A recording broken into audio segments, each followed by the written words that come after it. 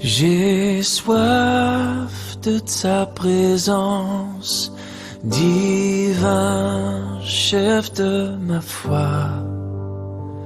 Dans ma faiblesse immense, que ferais-je sans toi?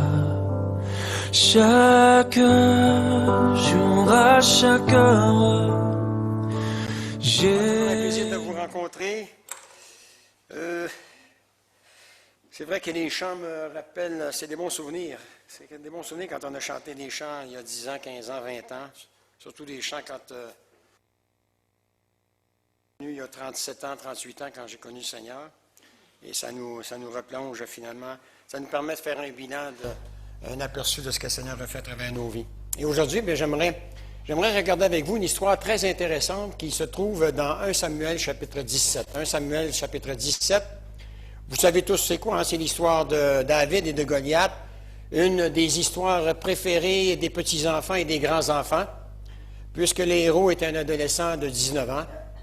Cette histoire de David et Goliath n'est pas réservée justement seulement aux enfants, c'est une histoire fascinante qui s'adresse à tous et chacun, qu'on ne se lasse jamais de lire. Et le chapitre s'ouvre alors que les Philistins avaient réuni leur armée pour faire la guerre à Israël. Et les frères aînés de David avaient été mobilisés dans l'armée d'Israël pendant que David gardait les moutons. Il était resté à la maison pour garder les moutons.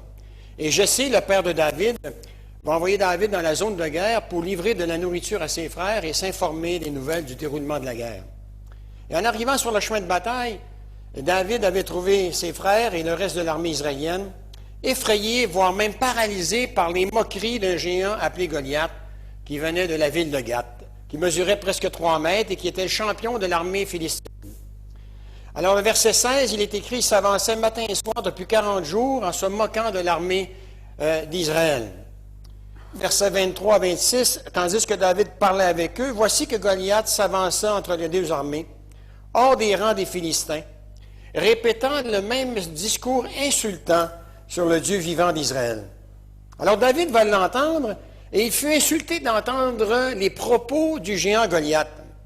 Ignorant le danger potentiel, au verset 26, David va questionner les soldats et demander s'il y avait une récompense qui avait été offerte à celui qui tuerait ce Philistin païen pour oser insulter l'armée du Dieu vivant. Ce qui est intéressant, c'est qu'il y avait 2 sortes de guerres à ce moment-là. Il y avait soit 2 armées qui s'affrontaient, un en face de l'autre, et tous les soldats se lançaient un contre l'autre avec leurs épées, leurs lances, et finalement, eh bien, il y avait un vainqueur et un vaincu. Et le vaincu, eh bien, souvent était soumis au vainqueur. Mais il y avait la deuxième façon, et c'est la deuxième façon de faire la guerre, c'est celle qu'on a ce matin, c'est-à-dire que chaque armée prenait son champion, et finalement, les 2 champions se rencontraient, et celui qui vainquait l'autre, eh bien, toute l'armée qui avait été vaincue, eh bien, se soumettait finalement à l'armée vainqueur. Et en principe, ça aurait dû être le roi Saül qui aurait dû rencontrer Goliath. Mais si vous lisez le chapitre 15 de 1 Samuel, Dieu s'était retiré du cœur de Saül à cause de sa désobéissance. Et comme on dit au Québec, eh bien, Saül, il tremblait dans ses culottes, quoi. Il tremblait dans ses culottes parce qu'il savait que maintenant qu'il était seul pour combattre. Et c'est pour ça qu'il va offrir des récompenses. Entre autres, le vainqueur, eh bien, qui le remplacerait, eh bien, pourrait marier sa fille, aurait de l'argent, bref, il y aurait tout ce qu'il voulait. Et là, il y a David qui arrive dans le décor. Et la situation était devenue tellement inconfortable que le roi Saül, qui était celui qui aurait dû normalement, comme je l'ai dit, combattre Goliath, eh bien, tremble, il entend à chaque jour, plusieurs fois par jour, Goliath se présente et Saül entend ses menaces. Et David va questionner les soldats pour savoir comment, ce qu'il devait faire pour pouvoir affronter ce géant. Et mine de rien, eh bien, le verset 26 se passe de façon pas plus, comment je pourrais dire ça? Le verset 26 constitue le point tournant dans cette histoire. Et souvent, c'est en le méditant qu'on peut voir ce qu'il y a de spécial. C'est que C'est-à-dire qu'il est vraiment la clé pour comprendre cette histoire, car pour la première fois depuis le début de ce conflit, quelqu'un va prononcer le nom de Dieu. Ça fait 40 jours que ça dure. Dieu n'est pas dans le portrait.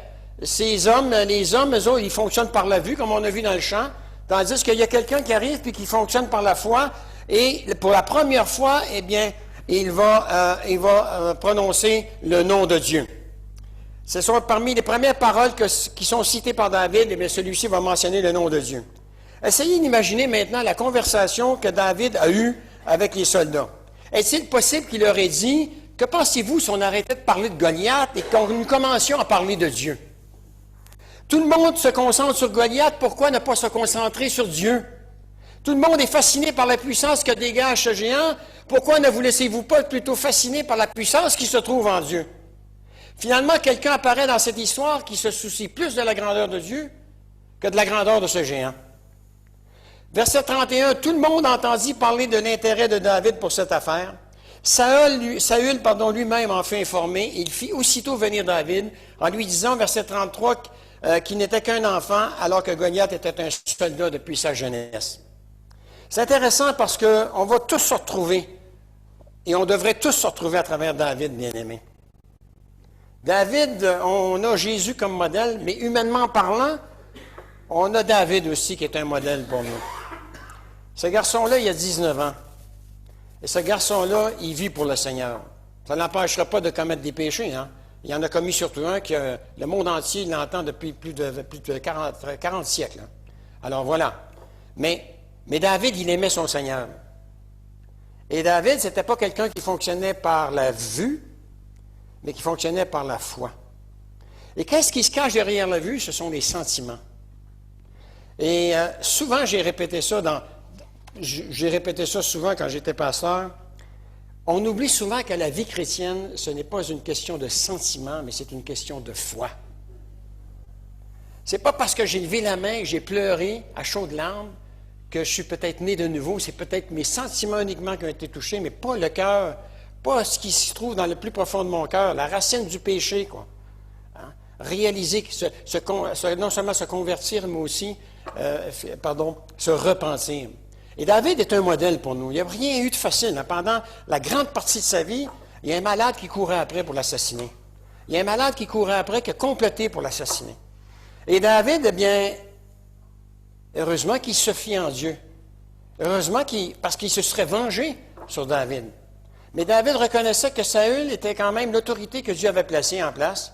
Et il se disait en lui-même, c'est pas à moi enlever l'autorité, de contester l'autorité de Saül, c'est lui qui l'a placé là, c'est Dieu qui va le retirer là. Et David, c'est quelqu'un finalement qui est très motivant pour nous. Parce que pour lui, là, c'est Dieu qui occupe la première place. C'est pas pour David, c'est pas ce qu'il voit qui fait sa priorité, c'est ce qu'il entend de ce que Dieu lui a. Et c'est ce qu'il a retenu de ce qu'il a entendu de la part de Dieu. Et nous avons la parole. Et Dieu nous parle à travers la parole. Et on a besoin de conserver dans notre cœur ce que nous entendons de la part de Dieu, de la parole. Parce que c'est ça qui va faire en sorte que dans les moments difficiles, Dieu qui est fidèle, eh bien, va ramener par le Saint-Esprit ces paroles qui vont nous réconforter. Que ce soit dans la maladie, que ce soit dans peu importe les circonstances de nos vies, quand ça ne va pas bien, eh bien, Dieu nous honore et Dieu permet de faire ressurgir dans nos cœurs cette parole que nous avons méditée, que nous avons lue, pour nous réconforter, nous fortifier. Et David va dire à Saül au verset 34, « Majesté, quand je garde les moutons de mon père, si un lion ou un ours vient et emporte un mouton du troupeau, je le poursuis, je le frappe et j'arrache la victime de sa gueule. S'il se dresse contre moi, je le saisis à la gorge et je le frappe à mort. » 19 ans, hein? C'est ainsi que j'ai tué des lions et des ours. Eh bien, je ferai subir le même sort à ce Philistin païen, puisqu'il a insulté l'armée du Dieu vivant. David dit encore, « L'Éternel qui m'a délivré de la griffe du lion et de la patte de l'ours me délivrera aussi de la main de ce Philistin. » Et Saül dit à David, « Va et que l'Éternel soit avec toi. » Verset 38, Saül prêta son équipement militaire à David. Il lui mit son casque de bronze sur la tête et le revêtit de sa cuirasse. David fixa encore l'épée de Saül par-dessus la cuirasse, puis il essaya d'avancer, mais il en fut incapable car il n'était pas entraîné. Alors il déclara qu'il ne pouvait pas marcher avec cet équipement par manque d'habitude, et il s'en débarrassa. Verset 40, il prit en main son bâton, puis il choisit dans le torrent 5 pierres lisses, et les mit dans sa gibetière de berger et dans sa poche. Enfin, sa fronde à la main, il s'avança contre le Philistin, et le Philistin s'approcha peu à peu de David, et l'homme qui portait son bouclier marchait devant lui. Le Philistin regarda David, et lorsqu'il l'aperçut, il le méprisa, car il ne vit qu'en lui qu'un enfant roux et la belle apparence. Le Philistin dit à David, « Suis-je un chien pour que tu viennes à moi avec des bâtons? » Après l'avoir maudit par ses dieux, le Philistin, il ajouta, « Viens vers moi que je te donne ta chair à manger aux oiseaux du ciel et aux bêtes des champs. » Et j'aime bien la réplique de David. David dit aux Philistins, « Toi, tu marches contre moi avec l'épée, la lance et le javelot. Moi, je marche contre toi au nom de l'Éternel. » Et bien-aimés, nous avons besoin d'apprendre à marcher au nom de l'Éternel, bien-aimés. C'est ce qui a fait la force de David, c'est ce qui fait notre force, bien-aimés. Dieu doit être le premier dans nos vies. Dieu doit prendre toute la place qui lui revient dans notre cœur, bien-aimés. Nous marchons au nom de l'Éternel, bien-aimés. Et c'est ce qui faisait la force de David, parce que David en lui-même, il n'avait rien, bien-aimés. Sans Dieu, David, il était perdu. David, qu'est-ce qui faisait sa force? Il avait l'assurance qu'il bénéficiait de la présence de Dieu dans sa vie. Il avait la certitude qu'il avait la puissance de Dieu qui pouvait agir en lui. Et il savait aussi qu'il appartenait à Dieu, bien-aimé. Et il marchait en fonction de ça. C'était un enfant de Dieu. Un enfant de Dieu, et voilà, pas parfait. Personne n'est parfait. Mais Dieu occupait la première place dans sa vie, comme il devrait occuper la première place dans nos vies. Verset 46, « Aujourd'hui, l'Éternel va te livrer entre mes mains, je t'abattrai, je te couperai la tête. Aujourd'hui, je vais donner les cadavres du camp des Philistins aux oiseaux du ciel et aux bêtes sauvages. Toute la terre saura qu'Israël a un Dieu. Et toute cette assemblée saura que ce n'est ni par l'épée, ni par la lance que l'Éternel sauve. En effet, la victoire appartient à l'Éternel, et il vous livre entre nos mains. » Bien-aimés, la victoire, Jésus-Christ l'a déjà remportée à la croix. À la croix, bien-aimé, Jésus-Christ a remporté la victoire sur le monde. À la croix, Jésus-Christ a remporté la victoire sur le diable. À la croix, le Seigneur a remporté la victoire sur le péché. Et il a remporté la victoire sur la mort. Le chrétien, bien-aimé, ne meurt pas. C'est quand il meurt qu'il commence à vivre. Et c'est ça qui fait notre joie. C'est ça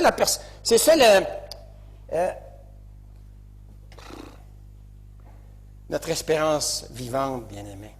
C'est ça qui fait notre joie.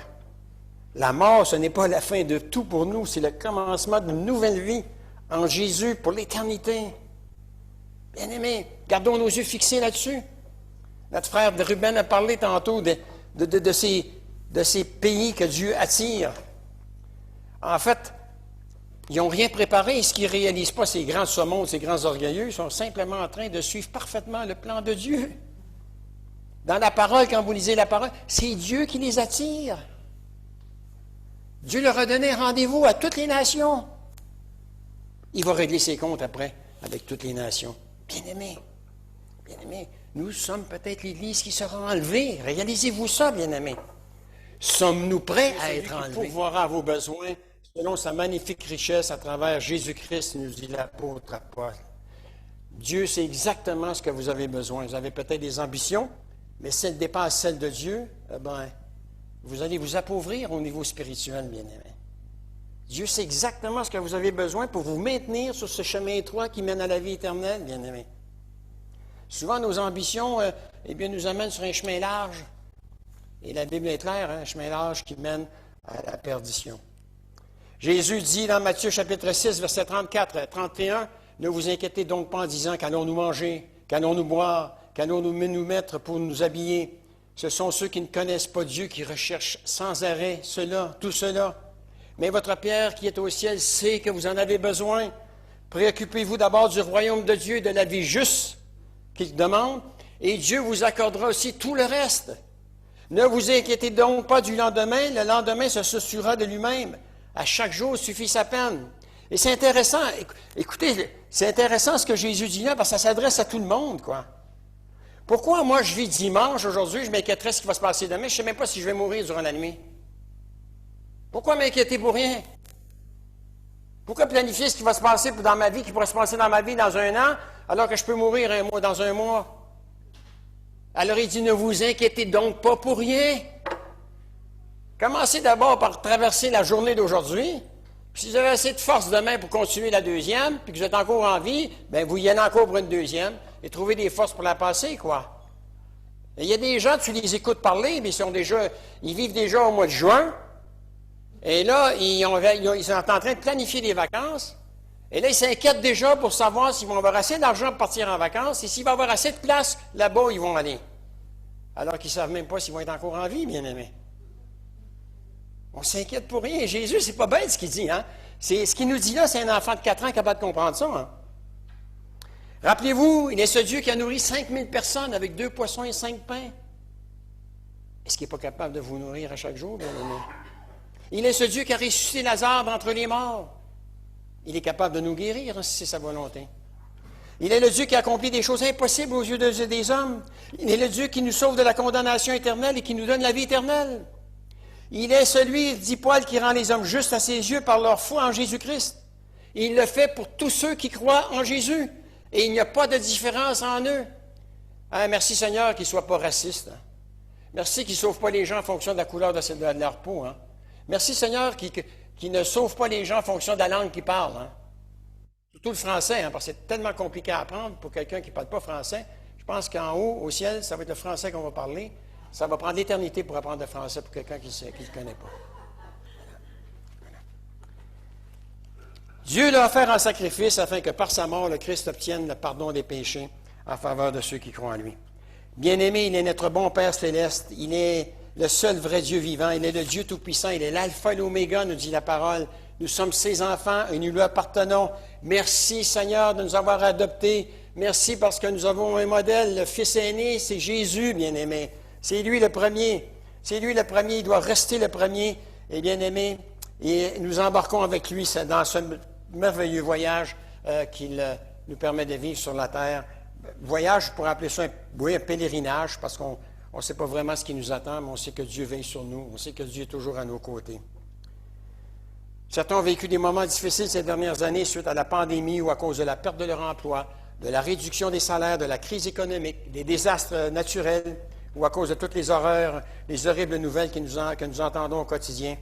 Eh bien, je pense que c'est vraiment le moment de prier avec plus d'intensité. Et on vous invite à la réunion de prière. Je me permets, au nom de notre frère Ruben, de vous inviter. On passe de très bons moments en réunion de prière et on en a tous besoin. On en a tous besoin. Alors, c'est là qu'on trouve notre réconfort parce qu'on vit des expériences souvent et on entend quelqu'un d'autre qui parle et finalement, il vit la même expérience et il nous donne, lui, ce qu'il vit avec le Seigneur et souvent, ça nous réconforte, ça nous fortifie. Il y a des personnes qui sont malades, qui assistent à nos réunions de prière. Elles ont besoin d'être encouragées par votre présence et aussi par ce qui va sortir de votre bouche pour les édifier, les fortifier dans l'épreuve qu'elles traversent.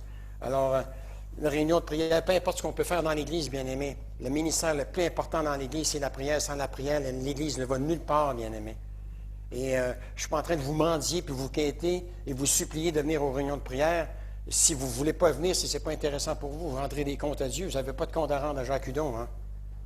Mais la prière doit être notre priorité dans notre vie chrétienne si on veut voir la puissance de Dieu, la présence de Dieu se manifester dans nos vies, bien-aimés. Et ça sera peut-être à vous un jour de supplier l'Église, de prier pour vous, parce que vous êtes pris dans quelque chose qui vous fait très mal. Et vous serez content de voir qu'il y a 10, 15, 20, 30 membres de l'Église qui se lèvent pour prier pour vous. Et ce qui est béni aussi, c'est qu'à travers Zoom, eh bien, non seulement on entend les gens prier, mais on les voit. On voit les gens se recueillir. On voit les gens qui prient vraiment avec ardeur, avec chaleur, pour ceux qui en ont besoin. Alors, je vous invite, je prends la liberté, Ruben, d'avoir invité les gens de venir à la réunion de prière le mardi soir. Bien-aimés, combien il est important de se souvenir non seulement à qui nous appartenons, mais de se souvenir de la puissance qui se trouve en Dieu, de se souvenir qu'il a dit qu'il pourvoirait à tous vos besoins, à tous mes besoins, qu'il prendrait soin de nous, qu'il serait notre bouclier protecteur. Car il est le même hier, aujourd'hui et éternellement. Notre Dieu ne change pas. Il est donc important de nous rappeler à qui nous appartenons. La deuxième chose que nous devons nous rappeler, c'est que nous devons compter sur Dieu pour remporter la victoire, bien-aimés. Nous, c'est Dieu qui travaille à travers nous. C'est Dieu qui sait comment aller chercher la victoire. Et à travers tout ça, bien-aimés, à travers toutes les épreuves, et ça, là, on a besoin de lire notre parole pour réaliser qu'à travers les épreuves, et Dieu ne nous épargne pas des épreuves, il sait le maximum qu'on peut supporter. Et la première épître aux Corinthiens, chapitre 10, verset 13, qu'est-ce que Paul dit? Les épreuves que vous supportez, Dieu a déjà la solution pour vous en sortir. Alors, et on a besoin de notre prière pour aller chercher cette assurance-là. Ce n'est pas des formules faciles. Moi, vous savez, on est habitué à manger du fast-food, hein? Et dans nos églises, on a rentré les McDonald's, les Burger King, les Pizza Hut dans nos églises. Et on veut être nourri, pas à travers la parole, mais à travers du fast-food. Mais on oublie une chose, le fast-food, ça bourre, mais ça ne nourrit pas. Et on a besoin d'être nourri, bien-aimé. Pour que ça puisse venir, ça puisse se répandre partout dans notre cœur et qu'on puisse dire, c'est ça mon Dieu. Je découvre mon Dieu, c'est ça mon Dieu. David dit dans les versets 36 et 37, « Je ferai subir le même sort à ce Philistin païen, puisqu'il a insulté l'armée du Dieu vivant. Le Seigneur qui m'a protégé des griffes du lion, et ainsi de suite, eh bien, va me protéger des attaques du pharisien. » David va partager, en fait, qu'est-ce qu'il est en train de faire? Il est en train de partager une partie de son témoignage à Saül. Il se souvenait de la façon dont Dieu l'avait délivré de la main du lion et de l'ours, mais voilà que le roi Saül, ne faisait pas confiance à David, en lui disant non seulement qu'il ne pouvait pas le battre, mais en lui rappelant qu'il n'était qu'un enfant, que son adversaire était un guerrier bien entraîné. Bien-aimé, il y aura un moment dans votre vie où votre patron, votre chef, où les gens de votre propre famille ne vous croiront pas lorsque vous serez sur le point de faire quelque chose pour le Seigneur, voire même quelque chose qui pourrait leur paraître impossible. Ne les laissez pas vous décourager, bien-aimés. Ne les laissez pas vous décourager. Il est possible qu'ils se moqueront de vous, ne les laissez pas vous arrêter. Il est possible qu'ils parleront en mal de vous, ne les laissez pas vous arrêter. David aurait pu se dire, lorsque son frère aîné l'avait invectivé, vous savez, quand il est venu porter le pain et le fromage là, à ses frères, c'est vrai, David aurait pu, il aurait pu lui dire, c'est vrai que tu es mon grand frère, mais il y a un géant à affronter. Il y a une bataille à gagner, et je ne laisserai rien ni personne me faire obstacle. Pourquoi? Parce que Dieu l'avait choisi, il avait confirmé ce choix à travers le prophète Samuel, lorsque celui-ci, peu de temps avant, avait pris de l'huile et pour le verser sur la tête de David et le consacrer en présence de ses frères. Il est écrit que l'Esprit du Seigneur s'empara de David et fut avec lui dès ce jour. Bien-aimé, quand quelqu'un est animé de l'Esprit de Dieu, là, il n'y a rien qui peut l'arrêter. Moi, je ne suis pas un pentecôtiste, je ne suis pas un charismatique bien-aimé, je suis un cartésien, presque besoin de voir pour croire. Bien-aimé, je peux dire ce matin que quand on a l'Esprit de Dieu qui habite en nous, là, il n'y a rien pour nous arrêter. Rien pour nous arrêter, bien-aimé. Il n'y avait rien qui pouvait arrêter David. Aucun argument provenant du roi Saül, rien. David vivait une relation vivante avec son Seigneur, et son Seigneur avait été insulté, et c'est David, finalement, qui répondrait. En fait, David, entre guillemets, parce que Dieu savait toutes choses d'avance, il savait qu'il utiliserait David.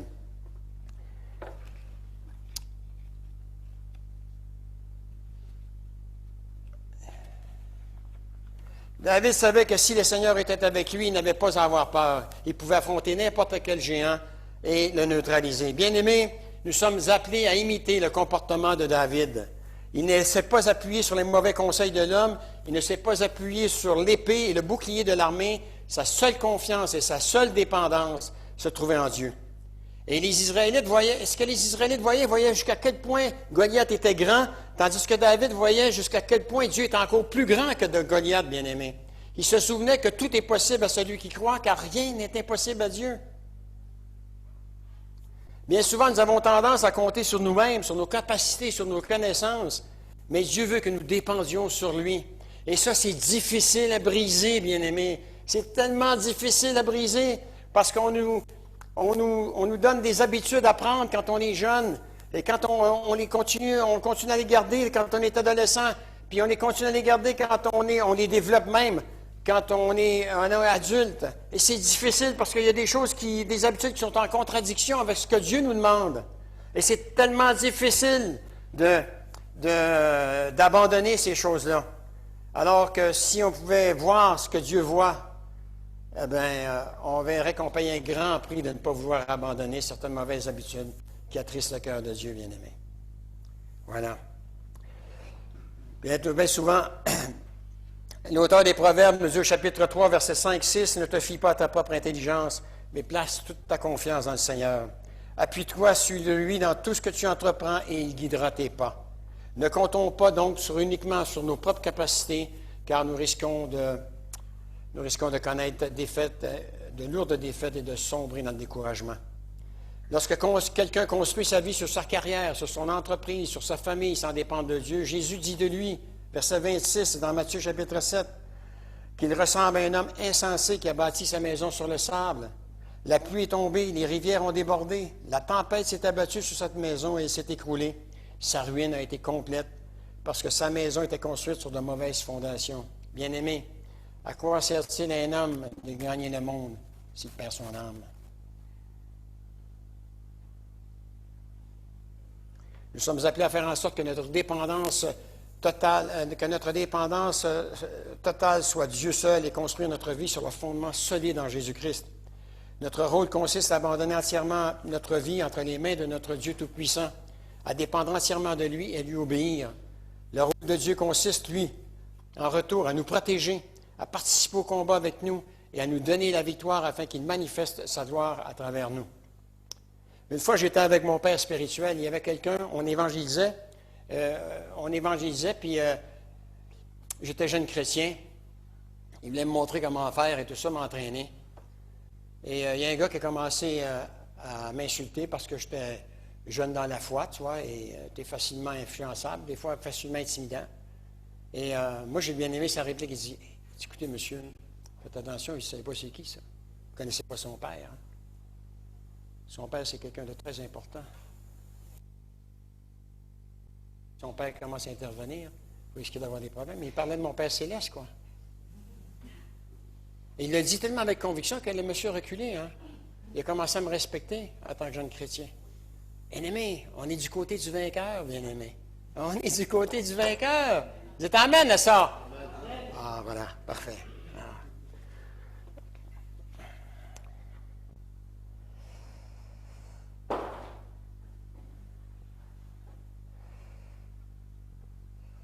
Il est bon de se rappeler que l'endroit le plus sûr pour votre vie se trouve entre les mains du Dieu vivant. Il vous connaît, il vous comprend, il vous protégera, il vous gardera. Dieu, et moi j'aime bien ça. Il faut l'apprendre par cœur, cette parole que Dieu a dit à Isaïe. « Ne crains rien car je suis avec toi. » Isaïe chapitre 41, verset 10. « Ne promène pas ces regards inquiets, car je suis ton Dieu. Je viens te fortifier. Je viens à ton secours et je te protège. Je te soutiens de ma main droite triomphant. » Et c'est ça, c'est encourageant, ça, non? Ne crains rien, car je suis avec toi. On peut craindre. Vous savez quel moment qu'on peut craindre? Qu'on devrait avoir peur? C'est quand notre vie n'est pas en règle avec Dieu. Parce qu'on sait que Dieu, peut-être fait un pas en arrière, le temps qu'on continue à jouir de notre péché. Mais il dit, ne crains rien. Et Isaïe marchait droit avec le Seigneur. Il dit, ne crains rien car je suis avec toi. Alors, je n'ai pas à me poser des questions. Si je marche comme Dieu me demande de marcher, si je vis en fonction de ce qu'il me demande dans sa parole, je n'ai pas à craindre que Dieu ne soit pas avec moi, bien-aimé. Il est avec moi, puisqu'il a dit, je serai avec vous tous les jours, et ce, jusqu'à la fin du monde. Bien-aimé, qu'est-ce qui poussait David? On va terminer avec ça, hein? On ne fera pas le message au complet. Qu'est-ce qui poussait David à dire oui alors que tout le monde disait non? Qu'est-ce qui poussait David à aller se battre alors que tous les autres refusaient de se battre? La raison pour laquelle David pouvait faire face à cette situation, c'est parce qu'il savait ce qu'il avait vécu, il se souvenait de ce qu'il avait vécu dans le passé avec Dieu. Il avait vu Dieu le délivrer de tous les géants qu'il avait eu à affronter, et il se rappelait des promesses que Dieu lui avait faites. Alors rapidement, la troisième chose, nous devons affronter les géants de nos vies avec l'aide de Dieu, bien-aimés.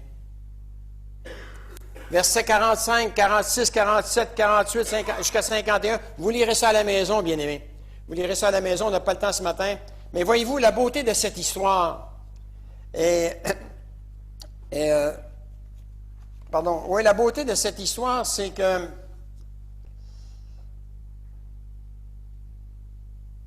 Dieu permet que nous vivions des batailles. Mais ce sont des batailles qu'il a aussi préparées pour nous. Parce qu'il veut nous former. Parce qu'il veut nous amener à devenir semblables à la personne de Jésus-Christ, Romains chapitre 8, verset 29. Et on vit dans une société tellement pourrie, gâtée, bien-aimés, qu'on n'accepte pas aucune maladie, qu'on n'accepte pas aucun malaise, aucune épreuve, on n'accepte rien. Mais l'école de Dieu, ce n'est pas ça du tout. L'apôtre Paul, il dit qu'il faut passer par beaucoup de tribulations pour entrer dans le royaume de Dieu. Ben, Dieu qui nous aime, il va permettre qu'il y en ait des tribulations parce qu'il veut qu'on soit avec lui pour l'éternité. Hein?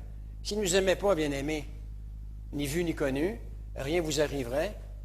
Mais quand vous manifestez que vous êtes chrétien, les gens n'ont souvent pas besoin de l'entendre dire de votre bouche.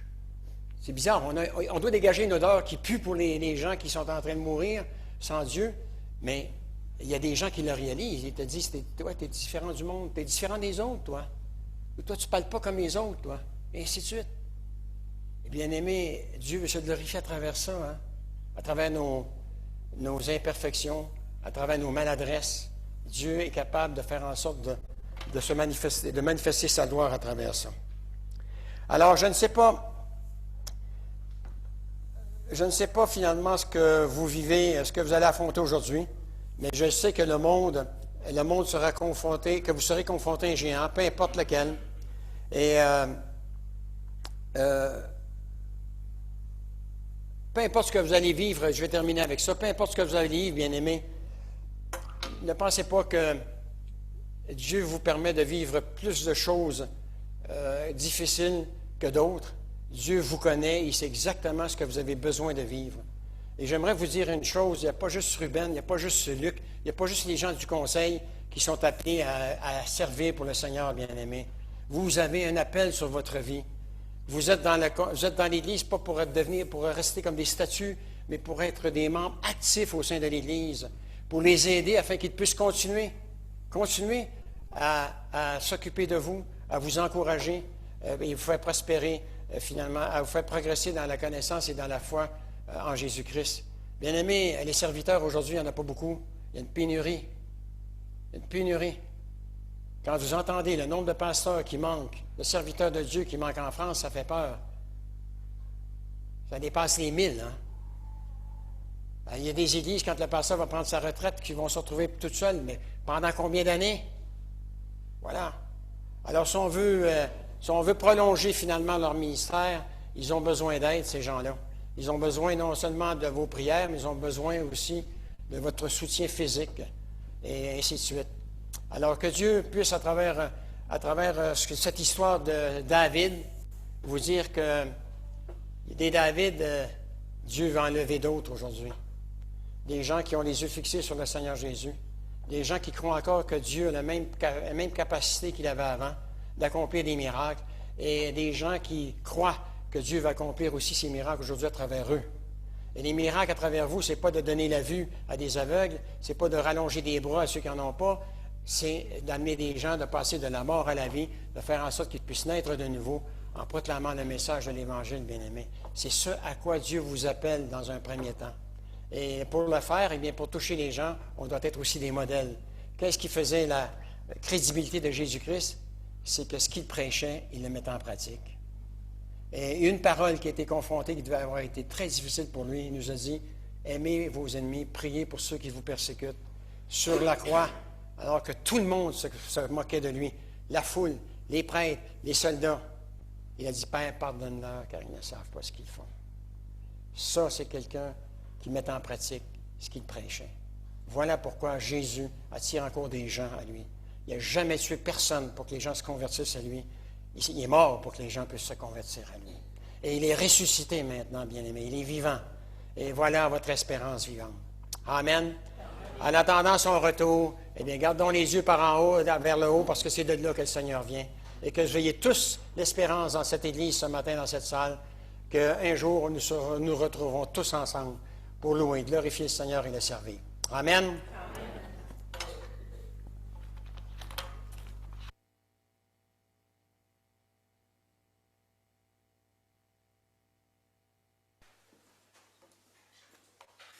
Ben, je propose qu'il reste 5 minutes, hein, puisqu'on a commencé à 10, on va finir à midi 10.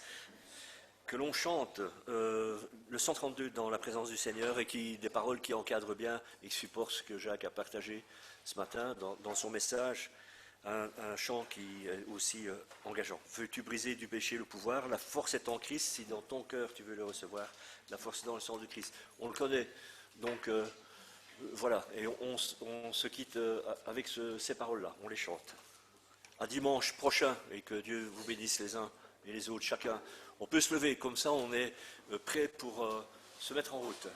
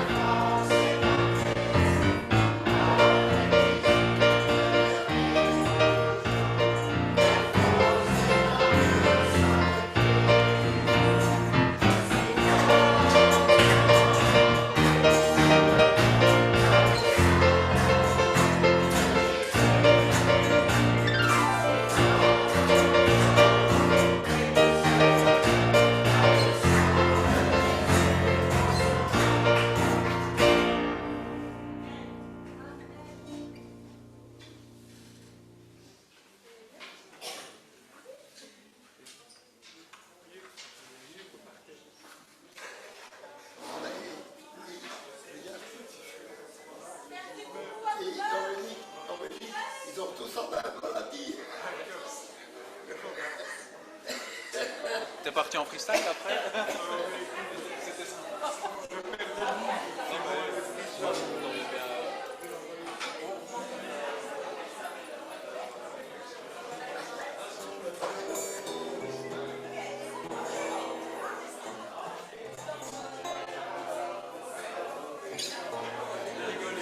Je me dis, je vais quand même pas venir t'énerver.